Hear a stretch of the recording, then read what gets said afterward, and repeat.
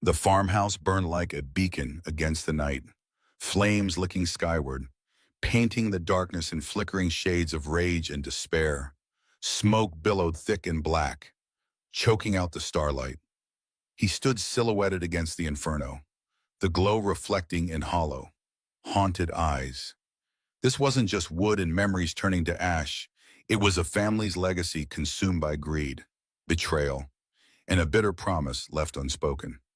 The crackling fire echoed louder than gunfire. Each snapping ember another nail hammered into a coffin of dreams. He clenched his fists, feeling the heat scorch his knuckles, welcoming the pain. The land beneath his feet, soil he'd tilled with hope, watered with sweat, stained now with loss, seemed to whisper one truth above the chaos. Some fires don't just burn, they ignite wars of redemption, battles fought quietly in the soul, until all that's left is vengeance or forgiveness. Tonight, a choice had to be made. Garrett Dawson stood on the creaking wooden porch of the farmhouse he had inherited, gazing out at miles of flat farmland under a harsh midday sun. At 38, he had already lived through more trials than many men face in a lifetime, and especially since losing his wife, Emily, 4 years prior in a car accident that left him wrestling with grief and the day-to-day burdens of maintaining a fifth-generation family farm. The paint on the house had begun to peel, and the stable out back sat in need of repairs he could scarcely afford. Stacks of overdue notices waited on the kitchen table, but he took a deep breath, forcing himself to focus on the immediate tasks: feeding the chickens, checking the irrigation lines, and driving into the small town of Fairview for a routine supply run. That morning, the bank had left yet another voicemail urging him to schedule a final discussion regarding his outstanding loan, a phrase that sank like a stone in his gut. He tried not to dwell on it. If he could just get through the month, maybe some miracle would keep the farm afloat. He climbed into his trusty old pickup truck, its green paint faded and scratched, the original color barely discernible.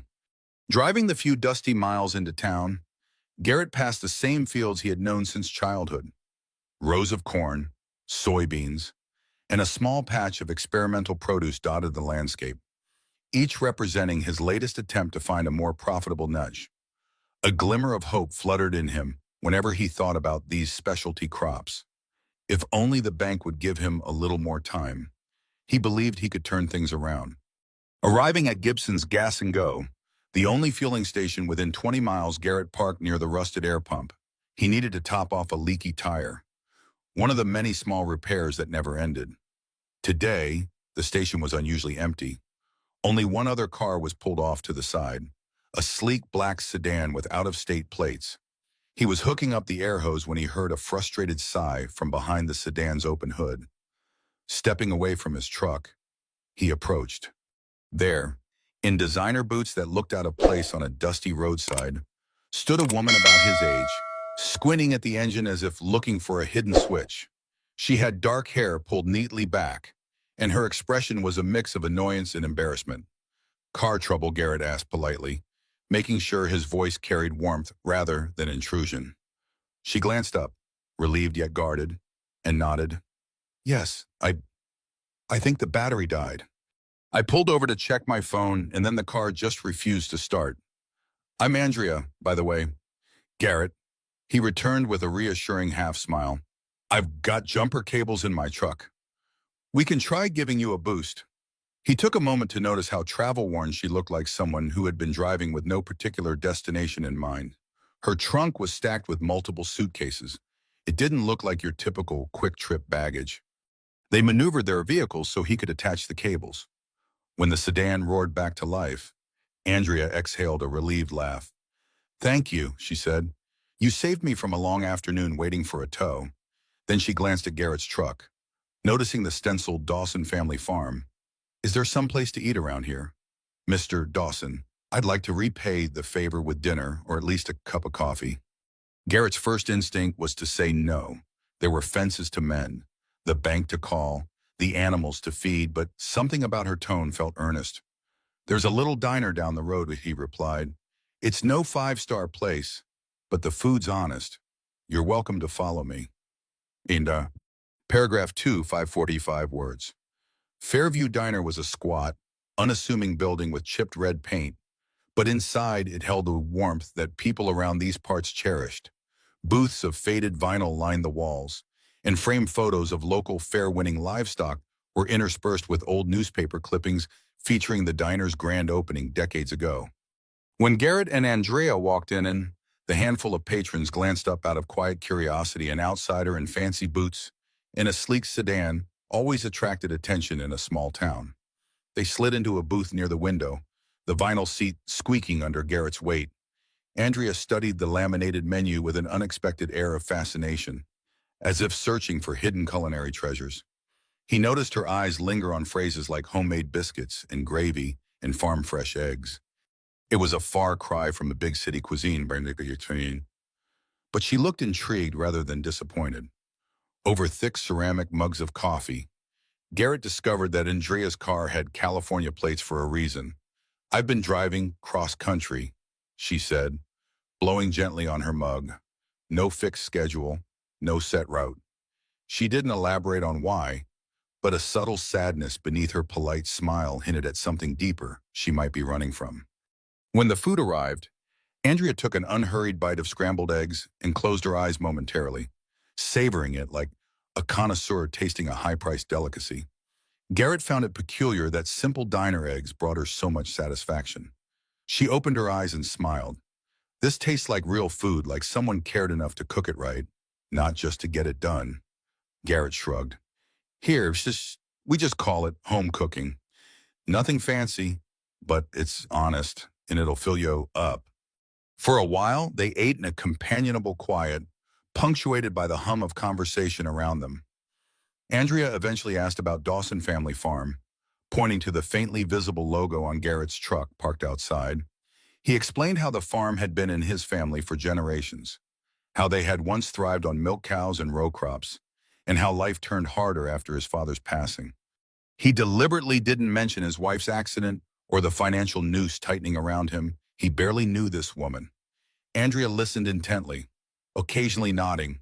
She asked more questions about the land, the type of seeds he planted, and whether he'd considered growing anything unique like heirloom vegetables or specialty produce.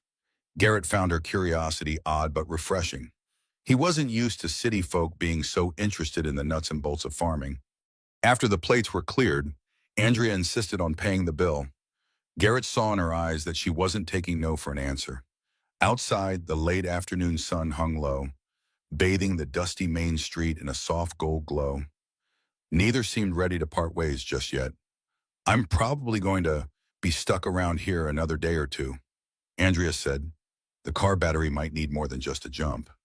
Any decent motel around Garrett hesitated, recalling the single motel in Fairview that was clean but perpetually booked by traveling nurses or visiting relatives. Then he remembered the cabin. "Well," he began slowly, "I've got a small cabin back on my property. We usually rent it out for weekend getaways. It's empty this week.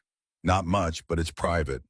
If you don't mind quiet nights and farmland views, it might suit you better than the motel." Andrea's shoulders relaxed in gratitude. "That sounds perfect. Actually, I'd love to see more of this place." Isham, paragraph 3, 540 words. Garrett wasn't certain why he had offered the cabin, but something about Andrea's gentle sincerity made it feel right. She followed him in her sedan, carefully avoiding potholes on the narrow country road. After nearly 10 minutes of passing fields of corn and soybeans, they reached a long gravel driveway marked by a rusted sign that read Dawson Family Farm. The farmhouse itself was a two-story structure with peeling white paint. Sitting at the end of the drive amidst a few storage sheds in an aging barn, off to the side, near a patch of trees, stood a modest log-style cabin. It was no luxury chalet, just a simple, two-room structure with a tiny porch. Yet, framed by the setting sun, it offered a serene view of the gently rolling fields. Garrett unlocked the cabin and switched on a single overhead light. Warm yellow illumination revealed a small living area with a kitchenette in the corner, a wood table, and shelves stocked with mismatched dishes. A doorway led to a compact bedroom, and a tiny bathroom connected at the back. Despite its simplicity, everything was neat and smelled faintly of pine. Andrea stepped inside, taking in the rustic atmosphere with an appreciative nod. "This is cozy," she said, setting her suitcase near the couch. "I wasn't expecting anything so welcoming." Garrett gave a modest shrug. "Folks rent it from time to time for a country retreat. My mom, Helen, fixes it up between guests, makes sure there's fresh towels and a few basic groceries. There's some bread, eggs, and probably some vegetables in the fridge from the garden. If you need more, the general store is a short drive back into town." Andrea peeked into the small fridge, where she found indeed a carton of eggs, a jug of milk, and fresh tomatoes. "Thank you." "This is more than enough," she said, turning to Garrett with a grateful look. "I know this is unusual for you, a complete stranger just showing up. I promise I won't be any trouble." Before Garrett could respond, he heard the crunch of tires on gravel. Stepping outside, he spotted a police SUV pulling up. Immediately, he recognized the driver, his younger cousin, Deputy Lisa Dawson. She climbed out, tipping her hat in greeting. "Hey, Garrett, we got a call from the diner. Some folks said there was a fancy car with California plates. I just wanted to be sure everything's okay." Garrett smiled reassuringly. "All good, Lisa. Andrea here just needed a place to stay while her car battery situation gets sorted. She'll be renting the cabin for a couple days." Lisa nodded, peering past Garrett to where Andrea stood in the cabin doorway. "Welcome to Fairview, ma'am. Let me know if you need anything. It's a safe town, but we keep an eye out for outsiders, no offense." Andrea took no offense at all. She actually smiled and said, "I appreciate the concern, Deputy. I'm just hoping to rest for a bit and maybe see some of the sights around here." Lisa tipped her hat again, then turned back to Garrett with a pointed look that only family can give. As if to say, "You sure about this?" Garrett nodded slightly, wordlessly assuring her all was fine. Satisfied, Lisa returned to her SUV and rumbled off into the fading daylight. After she was gone, Garrett looked at Andrea. Small town. He apologized with a half smile. News travels fast. She. Paragraph 4, 550 words. That night, Garrett drove back to the farmhouse. The windows were dark except for a single lamp in the living room, where his mother, Helen, waited with a pot of chamomile tea. The lines on her face had deepened over the years, but her posture remained proud. She was in her early 60s, still spry, despite mild arthritis. As Garrett entered, she fixed him with a curious gaze. "I heard from Lisa you brought a stranger to the cabin," Helen said by way of greeting. She poured Garrett a mug of tea and set it on the wooden coffee table. "You want to tell me what that's about?" Garrett sank into the old recliner that had belonged to his father. "She's from California. Passing through. Car battery died. I offered her a place to stay," he explained, rubbing his temples. She seemed honest enough. "Ma," Helen nodded, and her stern expression softened. "I trust your judgment. Just be careful. The last thing you need right now is more complications." She gestured to the manila envelope on the table. "Bank called again. They're pushing for that final meeting." A heaviness settled in Garrett's chest. He lifted the envelope, which contained the same story as always: deadlines, default notices, all culminating in the threat that if he couldn't produce the money in 30 days, they'd move ahead with foreclosure. Helen put a comforting hand on his shoulder. "I know it's tough," she said gently, "but don't lose hope. Couldn't you reach out to some investor or government program? See if they can help with your idea for specialty crops," he sighed. "I tried a few times, my credit's poor. The collateral is practically worthless to them, and most are not interested in small operations. They want big-scale farms or existing brand recognition. We don't have either." Helen pursed her lips in dismay, but said nothing more. Silence enveloped them. The floorboards creaked as a gentle breeze from an open window rustled the yellowed curtains. Garrett's thoughts drifted to Andrea, the curious traveler. There was something about her, an unspoken sadness, yet a quiet determination. He couldn't put his finger on why he felt that. All he knew was that her presence felt strangely reassuring, a distraction from his daily struggles. He retired to his bedroom, opening the window to let in the cool night air. The farm was mostly silent except for the faint hum of cicadas. Unable to sleep, He found himself staring at the ceiling, the swirl of finances and farmland jockeying for space with fleeting images of Andrea's thoughtful eyes and the way she seemed so captivated by a simple plate of diner eggs. Eventually, fatigue took over. At dawn, he woke to the smell of bacon, and Helen was cooking a hearty breakfast. After they ate, he swung by the cabin to check on Andrea. She answered the door, half yawning, wearing a casual sweater and jeans. "Morning," she greeted. "I was thinking of exploring the farm, if that's okay. Maybe I can help out." Garrett blinked, surprised but touched by the offer. Few outsiders expressed genuine interest in the farm work. "Sure, he said. "Got a bit of fence repair to handle, and you're welcome to poke around." Andrea grinned, grabbed a pair of boots she'd found in the cabin closet leftovers from a previous guest, and stepped out into the early sunlight, ready to see a slice of country life up close. Paragraph 5, 545 words. As Garrett took Andrea around the main fields, the morning dew still clung to the rows of corn and soybeans. She listened as he explained the challenges of crop rotations, unpredictable weather, and the shrinking profit margins for small family farms. He spoke candidly about how he'd tried to introduce specialty crops, heirloom tomatoes, peppers, even a small patch of lavender to see if direct-to-consumer sales might help. Andrea asked detailed questions that caught Garrett off guard. "How do you maintain soil balance for these experimental crops? Do you rotate them with your soybeans? Or is it a separate plot?" He paused, blinking.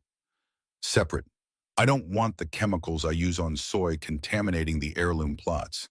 Those customers expect organic or near-organic standards." She nodded, genuinely interested. "Makes sense. Have you thought about linking up with local restaurants? The bigger cities might pay premium for high-quality, local produce." Garrett shrugged, tried emailing a few chefs in the state's capital. Never heard back. "Most prefer large distributors. Less hassle." He paused.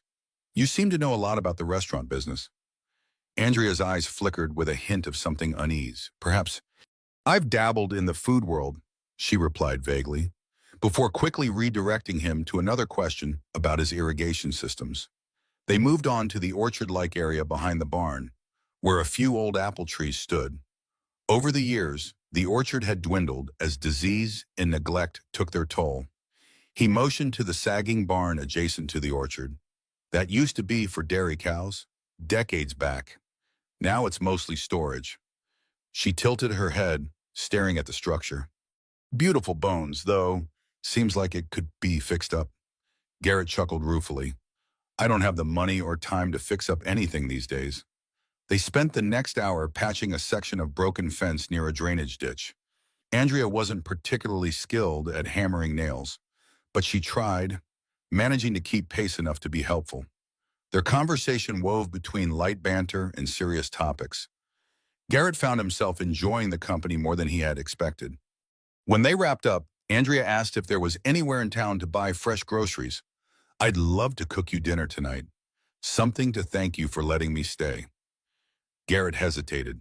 He rarely let anyone else cook in his kitchen, not since Emily's passing. But the invitation felt sincere and might lighten the mood.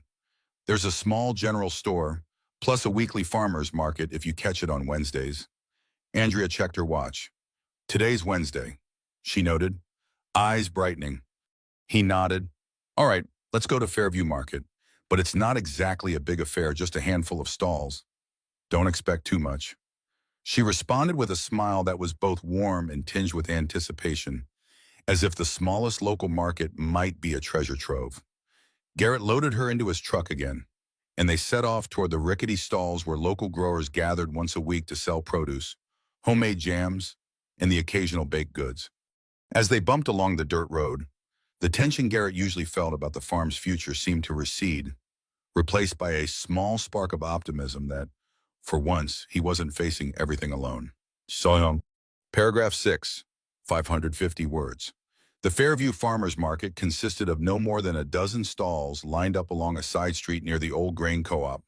A bustling hub it was not, yet Andrea bounded out of Garrett's truck with genuine excitement. She strolled from stall to stall, her eyes lighting up at baskets of heirloom tomatoes, jars of honey, and fresh goat cheese from a local dairy. Garrett followed behind, feeling oddly proud of his community. They stopped at Mrs. Barlow's produce stand first, where an assortment of early-season greens and summer vegetables was displayed. Andrea held up a vibrant cluster of rainbow chard. "Beautiful," she murmured, inspecting the leaves before placing them in a tote bag she'd borrowed from the cabin. Mrs. Barlow, an older woman with a weathered face, recognized Garrett immediately, greeting him by name. She cast a curious glance at Andrea but said nothing aside from a friendly, "Y'all enjoy your day." A few stalls down, they encountered local beekeeper Royce Holden, who boasted raw wildflower honey in glass jars that glimmered under the sun. Andrea sampled a small spoonful and closed her eyes, savoring the sweetness as though it were liquid gold. Garrett found himself strangely moved by how deeply she seemed to appreciate every small taste. It was reminiscent of how Emily used to find magic in everyday things: a perfectly ripe tomato, the first bloom of spring. As they made their way toward a bread stall, they bumped into a tall man in dark jeans and a crisp collared shirt. His face registered instant recognition when he saw Andrea. "Andrea Park," he said, voice edged with disbelief. Garrett sensed tension in the air as Andrea stiffened. "Callum Gray," Andrea replied, exhaling slowly. "What are you doing here? I might ask you the same," he retorted, ignoring Garrett's presence. "I've been looking everywhere for you. You stop answering calls, vanish into thin air, and now I find you at a tiny farmer's market in the middle of nowhere." Andrea forced a tight smile, then turned to Garrett, her expression apologetic. "Garrett, this is an old friend. Callum used to handle some business matters for me." Callum looked Garrett up and down, eyeing the worn flannel shirt, the dusty jeans. "Right. So what's the plan?" "Andrea, you can't hide out here forever. The network's calling me. Your staff is in limbo, and your brand enough." Andrea cut him off, her cheeks flushing with anger and embarrassment. "I told you I needed time away, time to think. So this is how you're spending it." Touring farm stands, he gave a dismissive sniff. "You have real obligations back home." Garrett decided to clear his throat, stepping in with a calm but firm tone. "Sir, Andrea is a guest on my farm. If you have business with her, maybe you should speak privately." Callum glared but conceded with a shrug. He lowered his voice, leaning toward Andrea. "Look, I'll give you a couple more days max. We can't stall the investors or the PR fiasco you left behind. Figure out whatever it is you're doing, then come back and fix it." Andrea said nothing, her jaw clenched. Callum spun on his heel and strode off, leaving the air charged with a heaviness that made Garrett's stomach twist. After a moment, Andrea forced a pained smile and turned back to the bread stall. "Let's get some sourdough," she whispered, trying to regain composure. "I promised to cook dinner, remember?" Paragraph 7, 540 words. Garrett waited until they got back to the truck with a bag full of produce and bread before quietly asking, "Everything all right?" That man seemed intense. He tried not to sound prying, but his concern was genuine. Andrea exhaled, resting her head briefly on the seat's headrest. "That was Callum Gray. He used to be my manager of sorts." She chose her words carefully, then offered a rueful laugh. "There's a reason I ended up in Fairview. I needed distance from a life that had gotten way out of control." It dawned on Garrett that Andrea might be more than just a casual food world dabbler. Yet, a wave of sympathy rose in him. He saw the pain flickering behind her eyes. "If you'd rather not talk about it." She shook her head. "No, I owe you some explanation. Well, I was a celebrity chef, had a TV show, multiple restaurant ventures. It might sound glamorous, but the deeper I got, the more I felt like a puppet dancing for investors, critics, and a never-ending cycle of demands. It all got worse when," her voice caught for a moment, "when my fiancé, who was also my business partner, passed away last year. After that, everything seemed meaningless. I kept going out of obligation, then I just snapped. Garrett's mind whirled. A famous chef, here in Fairview, cooking him dinner. He might have chuckled if her eyes hadn't been so sad. "I'm sorry about your fiancé," he offered softly. She pressed her lips into a thin line, nodding in appreciation. "Thank you, but that's not your burden." Anyway, I had to step back and figure out whether I even love cooking anymore. So I packed my bags, started driving east, and here I am. Garrett reached over to place a reassuring hand on her forearm. "Hey, sometimes it takes leaving to see what we really need. I get it. I lost my wife a few years ago and, well, I still haven't fully moved on. But the farm keeps me grounded. I can see how cooking might be the same for you." They shared a moment of quiet, a mutual understanding of grief. Then Andrea straightened. "Let's go back to that cabin. I'll cook you a meal. No cameras, no critics, no fancy plating, just good food." Once they reached the farm, Andrea asked Garrett to let her be in charge of the kitchen. He relented with a gentle smile, directing her inside and showing her where pots and pans were stored. Meanwhile, he retreated to the front porch, letting the chatter of farmland accompany him wind in the tall grass, distant clucks from chickens, and the steady hum of evening insects. After about an hour, Andrea stepped onto the porch, wiping her hands on a kitchen towel. "Dinner's ready," she announced, her voice carrying a softer, more peaceful tone. Garrett joined her at the small dining table, where she had laid out a spread roasted rainbow chard with goat cheese, freshly sliced tomatoes drizzled with Royce Holden's honey, and thick slices of sourdough. The simple meal looked like a banquet in the golden lamplight.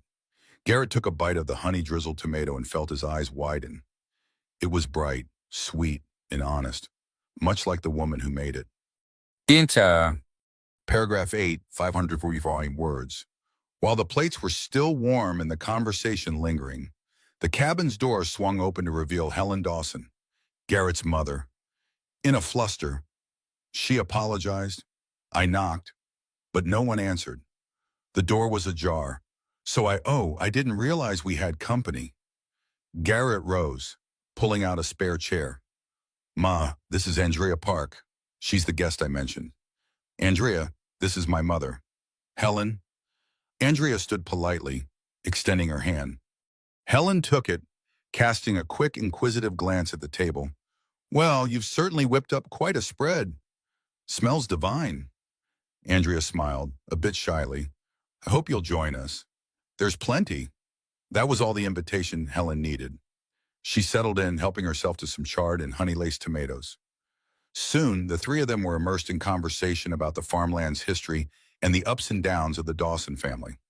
Andrea listened intently to Helen's stories of raising Garrett and working alongside her late husband. When the meal finished, Helen dabbed her lips with a napkin, eyes sparkling. "Andrea, that was excellent. You've a real talent."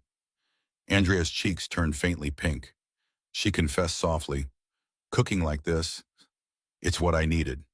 It reminds me of why I fell in love with food in the first place." Helen nodded in understanding, though she had no inkling of Andrea's full backstory. She patted Garrett's shoulder. "I came here, actually, to tell you that the bank called again, wanting to finalize your meeting. But maybe this is a conversation for later." Andrea's gaze darted from Helen to Garrett, clearly noticing the weight in the older woman's voice. With a determined set to his jaw, Garrett stood. "I'll walk you to the door, Ma." Stepping outside into the cool night, Garrett took a deep breath and asked quietly, "They say anything different or new?" Helen shook her head. "Just another reminder about the 30 days. Dear, thought you should know. They don't seem likely to grant any more extensions." She squeezed his hand. "If you need me, I'm here." He nodded, swallowing the lump in his throat. "Thanks. Ma, good night." Returning inside, he found Andrea quietly clearing the table. She looked up, concern etched on her features. "Everything okay?" Garrett half shrugged. "Same story. Bank wants it as money. I've tried every angle: loans, partial sales, cutting down expenses. So far, not enough." Andrea set the dishes in the sink, drying her hands before turning to face him. "Is there anything else you can do? Any way to pivot the farm?" He sighed. I do have this dream of pivoting to specialty or organic crops, or maybe making a brand of local produce. Problem is, I don't have the capital or the connections. Not out here, anyway. Andrea pressed her lips together, thoughtful. Sometimes the best solutions come from unusual places. Have you ever considered turning the old barn into something that draws people in, like an event space or farm-to-table dinners? Garrett raised his brows. That's more a city thing, isn't it? Could be, Andrea conceded, but you never know who's looking for an authentic farm experience. She paused, hesitating as if measuring whether to reveal more of herself. I, I might be able to help you think through it. It's sort of what I used to do, bring unique culinary experiences to places nobody thought possible. A glimmer of hope formed in Garrett's chest, though he wasn't sure if it was wise to trust so quickly. Then again, Andrea had shown sincerity at every turn. Let's talk in the morning, he said, voice steady. For tonight, us. Just know that dinner was truly wonderful. Thank you. Paragraph 9, 540 words. Morning broke in streaks of pale gold, illuminating the dew-laden grass. Garrett, as always, woke before sunrise to handle farm chores. By the time he returned to the cabin for the promised discussion with Andrea, the day was already warming. Andrea had set out 2 mugs of coffee on the tiny porch table. She gestured for him to sit. He took a slow sip, savoring the dark brew. Not bad, he murmured, smiling. She had a knack for making even the simplest things taste special. Andrea folded her hands on the table. I've been thinking about your farm, how to keep it afloat. There's a growing interest in rural tourism, agritourism, or farm-to-table events. People want an authentic experience. You have this barn, you grow produce, you're good with your land. If you could convert that barn into a venue, you might attract paying visitors, maybe do weekend dinners or special events. Garrett nodded thoughtfully. I've heard of that, but it feels so far-fetched for me alone. Would it really work here? She shrugged. Why not? You're only an hour from a slightly bigger town, maybe 3 from the state capital. That's a day trip for plenty of folks. More importantly, you could also supply other restaurants if your produce is top-notch. And from what I've tasted, your land's got real potential. He tried to remain realistic, yet hope flickered in him. I guess capital is the problem. Barn renovations, new irrigation for specialty crops. The bank won't lend me another cent. Andrea let out a slow breath. Listen, it might be too soon to say this, but I do have some resources, or I did. Anyway, my name still carries weight in the culinary world, which means I might be able to bring in investors or at least create buzz. If we partnered up, I could help draw attention to your farm. I just need time to get my finances in order, too. Callum's not entirely wrong. I left behind a messy situation, but there's still opportunity. Garrett's gut reaction was to protest. He had always handled the farm alone, but desperation gnawed at him. He was out of time. Maybe it was foolish to distrust a woman who had proven nothing but kindness. Partnership, you say? He looked out toward the fields, imagining them bustling with heirloom vegetables and seasonal events. Would that mean you'd come out here regularly? Oversee these dinners, or would I be on my own? Andrea's expression softened. I'd want to be hands-on. I can't stand the corporate life in the city. If we do this, I'd be here, helping to build something real, something that honors both our histories. She paused, lowering her eyes. And it's not just about saving you. It's about saving me, too. I need a reason to love cooking again. This might be that reason. Garrett inhaled slowly. He was torn between caution and the pressing fact that time was running out. We'd have to see the numbers, he said at last. I can't just leap without knowing the pala. And the bank's not about to give me a year to figure it out. Andrea reached across the small table, her hand brushing his. Then maybe we just start small, she suggested. A trial event, one special evening. I'll cook. We'll invite a handful of people. See how it feels. If it goes well, we decide if we can expand it. Garrett found himself nodding, a tiny spark of optimism lighting up his otherwise weary mind. All right, he agreed. Let's try. Paragraph 10, 550 words. By late afternoon, word had spread quietly through Fairview that something unique was happening at the Dawson farm. Garrett had made discreet calls to a few friends, mentioning that a guest chef wanted to put on a small dinner event. He asked them to invite any folks they thought might be interested, from local restaurant owners to curious townspeople. Andrea, for her part, dived into planning with an infectious energy that Garrett found both exciting and daunting. She persuaded Helen to let her use the Dawson family kitchen, which was bigger than the cabins, for prep work. With Helen's help, Andrea gathered fresh produce from the backyard garden, plump tomatoes, peppers, and basil. They collected eggs from the chicken coop. For protein, Garrett sourced local pasture-raised poultry from a neighbor. Even the old orchard contributed a small basket of near-ripe apples. They set the date for that coming Saturday, merely 3 days away. Not enough time for formal invitations, but the short notice actually added to the mystique. Andrea insisted that the event remain small, an intimate test run. She scouted the old barn and the orchard, deciding they could temporarily string up lights and clear out just enough space for a communal table. The structure's wooden beams and rustic charm would be the backdrop. Garrett borrowed folding chairs from a local church, while a family friend lent them a long wooden table that had once graced community potlucks.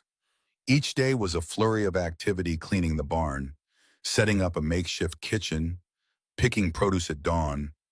Garrett felt a renewed sense of purpose, though the bank's ultimatum loomed in the back of his mind, urging him to see if this idea had any real future.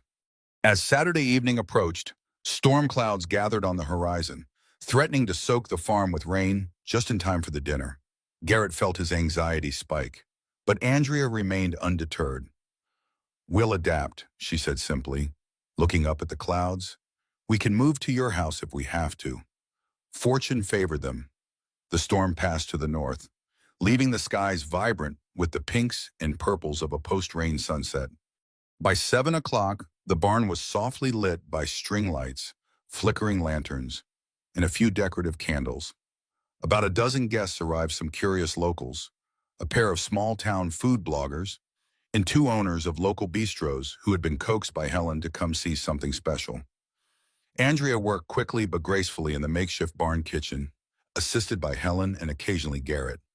As dishes began to emerge, roasted vegetables, crispy chicken, fresh garden salad with tangy vinaigrette, gentle chatter filled the space.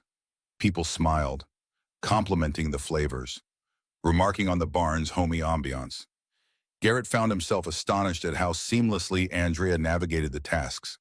There was no frantic TV show pace, no cameras capturing her every move, just the quiet confidence of someone who truly loved every step of the process. Between plating courses, she would emerge, face flushed with satisfaction, to share a tidbit about where each ingredient came from. When the final dish, an apple cobbler laced with local honey, hit the table, the guests erupted into appreciative laughter and applause. Andrea briefly looked overwhelmed by emotion, her eyes glistening. Garrett couldn't help but feel moved, too. This was more than just a meal. It was an affirmation that the farm, and Andrea's passion, still had life left to give.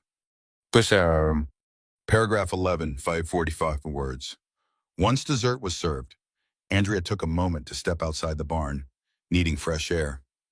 Garrett followed, drawn by a quiet urge to see if she was all right. He found her leaning against a wooden post, gazing at the glowing windows of the barn and the silhouettes of people inside, laughing, chatting, savoring what she had prepared. She spoke softly without turning. "I haven't felt like this in a long time, Garrett. Usually at my restaurants or TV sets, I'm swarmed by cameras, critics. I have to prove something all the time. Tonight, it was just real." He nodded, stepping closer so that their shoulders nearly touched. "They loved your food, Andrea, and you didn't have to prove anything to them. You just had to be you." Andrea let out a small laugh. "Yeah, it reminded me of the early days cooking in tiny kitchens, learning from old family recipes." She paused, her voice catching. "I thought I'd lost that spark after my fiancé. James passed." The mention of her fiancé's name was the first time Garrett had heard it. A pang of empathy flashed through him. "I'm glad you found a piece of it again tonight," he said softly. Her eyes flickered with gratitude.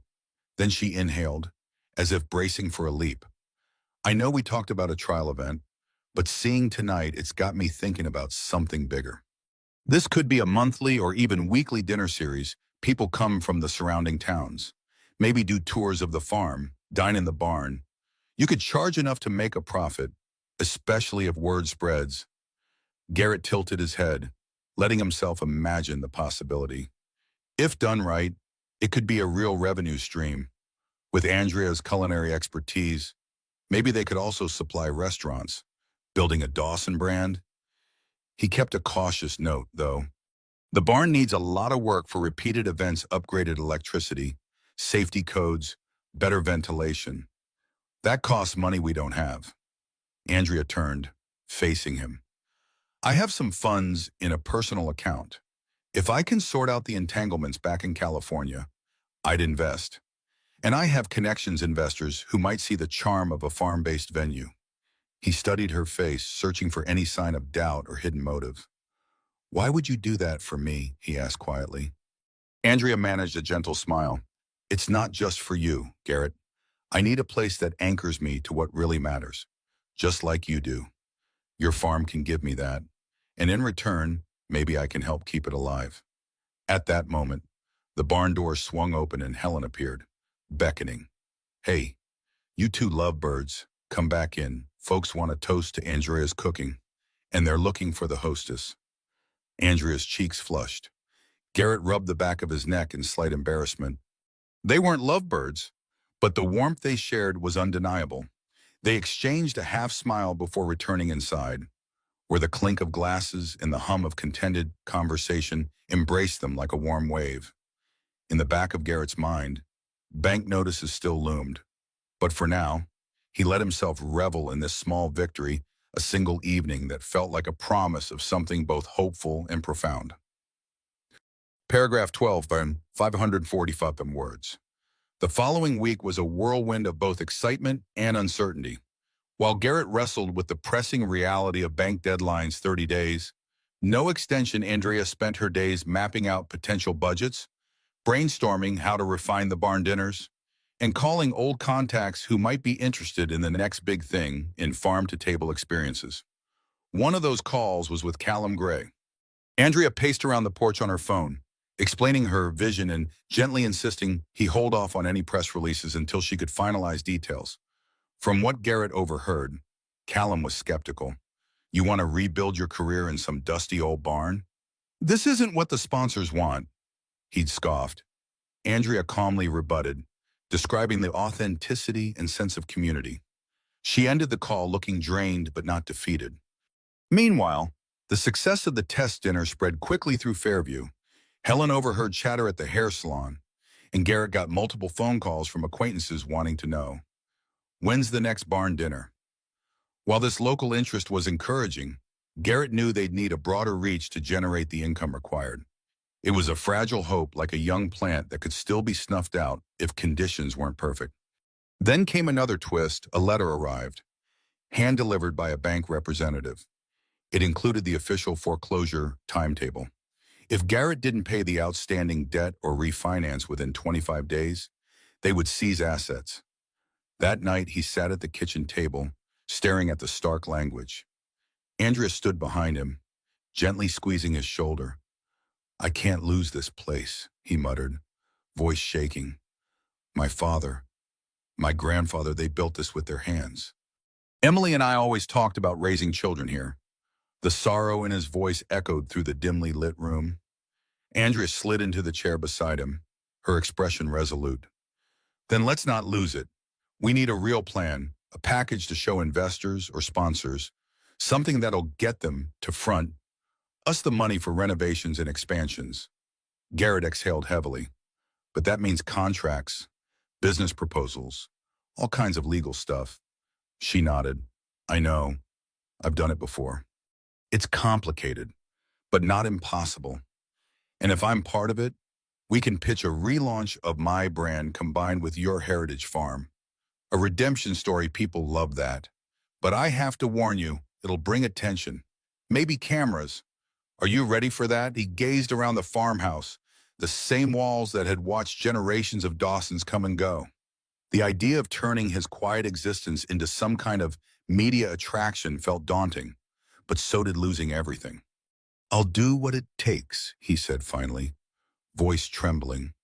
"If it means saving the farm, I'll deal with cameras. I just don't want to become something I'm not."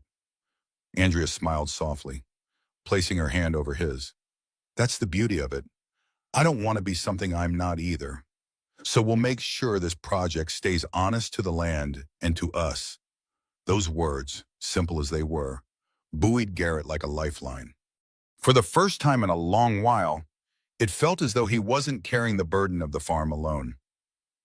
Paragraph 13, 545 words. With a renewed sense of urgency, the next few days turned into a blur of phone calls, site visits, and fervent brainstorming. Andrea sketched out a plan. They would host a showcase dinner in 4 weeks, a bigger event that might attract regional press, plus a few influential figures from the culinary world. The aim: generate investment to pay off the bank or at least secure a bridge loan. Garrett hammered away at barn repairs with help from a neighbor who was handy with carpentry. They replaced rotting boards, ensured the roof was patched, and cleared space for a more permanent kitchen setup. While he worked, Helen took on the role of coordinator, calling local artisans for decorative items, enlisting younger volunteers to help with painting and cleaning. The entire community seemed to catch wind of the vision and pitched in, some out of friendship, others out of curiosity. Andrea spent hours refining the menu, each dish designed to highlight the farm's produce. She also took calls from a local TV station, carefully dropping hints about a revival of authentic cooking happening at Dawson Farm. In her quiet moments, she told Garrett how strange it felt to be harnessing media for something she truly believed in, rather than letting it control her. Yet a sliver of doubt gnawed at Garrett. The bank's deadline approached swiftly, and all their efforts hinged on a single make-or-break event. He worked late into the nights, sore muscles and an aching heart reminding him how much he stood to lose. Andrea often joined him in the barn after finishing menu planning, carrying a thermos of coffee and a gentle smile. They'd share small pockets of quiet conversation about Emily's memory, about the fiancé Andrea had lost, about how life can twist you into knots, but also offer second chances. In one of those hushed nighttime talks, Andrea confided, "His name was James. We built the restaurants together. He was the dreamer. I was the chef. When he died, I lost my reason to push forward. After that, the restaurants were no longer a labor of love, just a duty. I kept them going until I couldn't stand it." Garrett nodded, empathizing. "I felt that way too. After Emily passed, I tried to do everything for the farm, for her memory, but a part of me lost the will to dream. It was all survival." They locked eyes, and in that moment, a bond of shared understanding formed. Grief had shaped them both, yet it was also the wellspring of their newfound determination. Gradually, the barn began to transform. String lights were hung more permanently. A long banquet table replaced the rickety folding one, and local craftspeople came in to lend a rustic charm. Think hand-stitched quilts as on decorative wall hangings, wooden centerpieces crafted from fallen branches. Every detail spoke of authenticity. One evening, when the last nail was hammered and the new kitchen counters were installed, Garrett stepped outside with Andrea. The sun dipped below the horizon in a blaze of pink and orange. Together, they surveyed the barn that was swiftly becoming a beacon of hope. Andrea slipped her arm through his, resting her head lightly on his shoulder. Garrett's heart thudded in his chest, but he didn't shy away. They stood in comfortable silence, absorbing the promise of what they had built. Paragraph 14, 550 words. The morning of the showcase dinner arrived with crisp, cool air and the sparkle of dew on newly cut grass. Though the event was scheduled for that evening, preparation had been underway for days. A portable freezer truck arrived to store fresh produce and meats. Old acquaintances of Andrea's from the culinary world began trickling in: sous chefs, bartenders, and a couple of marketing folks she trusted. Garrett watched them with a mix of nerves and gratitude. Andrea, in the farmhouse kitchen, orchestrated it all with calm precision, delegating tasks to her team. She had designed the menu to honor local flavors: stuffed peppers with goat cheese, pan-seared chicken with rosemary harvested from just outside the cabin, heirloom tomato soup garnished with fresh basil, and an apple honey tart for dessert using the orchard's final yield of the season. As the sun dipped, cars started rolling onto the makeshift parking area by the barn. People from all walks of life arrived: regional journalists, local influencers, a few potential investors who walked with the confidence of checking out a prime investment. One man in a tailored suit introduced himself as Michael Barnes, a representative of a major hospitality group. Another was Janice Reeves, rumored to invest in sustainable food ventures. Garrett felt dwarfed by their polished manner, but Andrea calmly introduced him as the heart of Dawson Farm and made sure they got the story: a farmer fighting to preserve a family legacy and a chef reconnecting with her passion. While the guests mingled with glasses of sweet tea and a signature local wine, the barn glowed with the ambiance of soft strings of lights. Wooden tables were set with linen napkins and simple yet elegant centerpieces of wildflowers. Helen, dressed in her best Sunday outfit, greeted arrivals with a motherly warmth. In the background, gentle acoustic guitar music played courtesy of a neighbor's teenage son who was thrilled by the opportunity. Finally, Andrea emerged from the makeshift kitchen wearing a simple chef's apron. She raised a hand for a bit of attention and welcomed everyone. Tonight, we gather to celebrate honest food and the land it comes from. This meal is a collaboration between Dawson Farm and the local community. We hope it reminds us all that food isn't just about filling our bellies, but also our hearts. The first course arrived, served by volunteer waitstaff. Low murmurs of appreciation rippled through the crowd as they tasted the roasted vegetable bruschetta. A small group of journalists snapped photos. But the atmosphere remained calm and communal. No bright camera lights, no frantic pace, just the soft hush of contentment. Garrett stood off to one side, watching it all, his heart pounding with emotion. If this worked, if an investor saw the potential and wrote a check, they might just save the farm. Between courses, Andrea found him. "How are you holding up?" she asked, resting a hand on his shoulder. He swallowed, adrenaline making him uncharacteristically jittery. "I'm good, just praying someone here decides to fund us." Her lips curled into a soft smile. "I have a feeling they will. But even if they don't, we did something beautiful tonight. That matters too." Looking into her eyes, Garrett felt a swell of gratitude and something deeper. It struck him that he didn't just want to save the farm, he wanted a future where Andrea was part of it, part of him, sometime. Paragraph 15, 560 words. Dinner climaxed with the apple honey tart, served warm from the oven and topped with whipped cream that Andrea whipped by hand, determined to keep everything as close to home style as possible. Applause reverberated through the barn as she and her small team took a short bow. The gathering then eased into conversation and strolls around the property, with some guests drifting out to admire the moonlit fields. Michael Barnes, the hospitality group representative, soon cornered Garrett. "Mr. Dawson, I must say, this is quite the experience. Andrea's name has drawing power, but what really impresses me is how genuine it all feels. Are you planning more events like this?" Garrett cleared his throat. "That's the idea: regular dinners, maybe cooking workshops. Eventually, we want to supply produce to restaurants, maybe even develop a small line of Dawson Farm products. Of course, we need capital for barn renovations. Irrigation updates?" Barnes nodded, glancing around at the glowing lights and the contented guests. "We might be interested. Let's talk soon." Similar conversations happened with Janice Reeves and a few other potential backers. Each time, Garrett felt an odd blend of excitement and disbelief. For so long, he'd been certain he'd lose the farm. Now, multiple doors opened at once. Meanwhile, Andrea walked the perimeter of the barn with a cup of herbal tea, reflecting on everything that had brought her to this point. She remembered days in a bustling city, endless TV shoots, the wave of exhaustion that had driven her to abandon it all. Here, she found her steps lighter. This dinner had validated her belief that food could be real, honest, and healing. She glanced up at the sky and whispered a silent thanks for the chance to rediscover what mattered. Eventually, the guests trickled out, offering warm congratulations and exchanging business cards. Once the last car departed, the barn sat quiet under the pale moonlight. Helen headed home to rest, leaving Garrett and Andrea alone to tidy up. They moved among the tables, picking up stray cups and wiping surfaces in a comfortable hush. At one point, Garrett paused mid-cleanup, finding Andrea stacking plates by the refurbished wooden counter.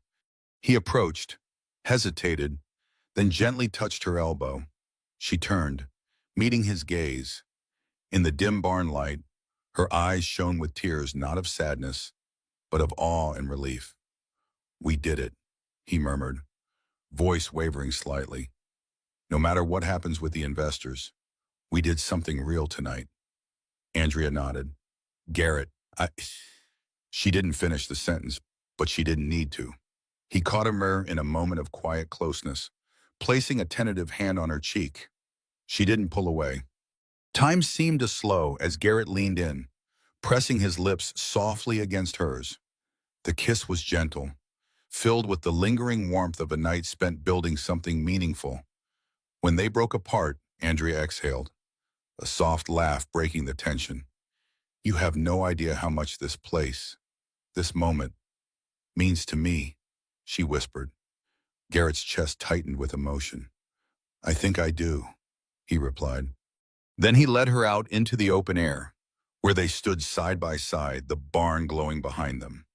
In that silent scene, beneath a canopy of stars, they both felt a sense of profound belonging for Andrea, to a farm that welcomed her battered spirit, for Garrett, to a new chapter in a legacy that had once seemed doomed to end. A week later, the bank's phone call confirmed it. An investor from the showcase dinner had agreed to fund the farm's transformation. The foreclosure was halted. And as Garrett hung up that call, he found Andrea waiting in the doorway, her eyes brimming with tears of joy. He took her hands in his, the unspoken truth hanging between them together. They had found a life recipe no camera crew could ever manufacture, a recipe for healing, renewal, and the kind of hope that forever changes two wandering hearts. In the end, the smoke cleared, but scars remained etched into both the land and the hearts that endured. Lives were changed not just by fire and loss, but by moments of quiet courage and unexpected compassion. The fields, once a battleground of desperation, now whispered new promises beneath a sky softened by time and forgiveness. Yet nothing came free.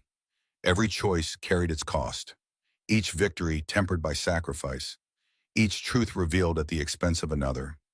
What began in flames ended in reflection, a reminder that the harshest journeys can forge the strongest bonds, and that sometimes the greatest courage is simply letting go.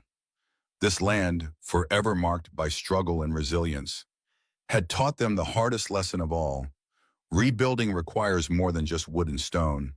It demands faith in the unseen, trust in a stranger's kindness, and the strength to find hope after everything you love has turned to ash.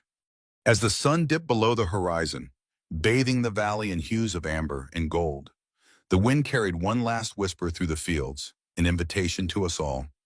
What would you do if everything you knew turned to ashes? Could you forgive? Could you rebuild?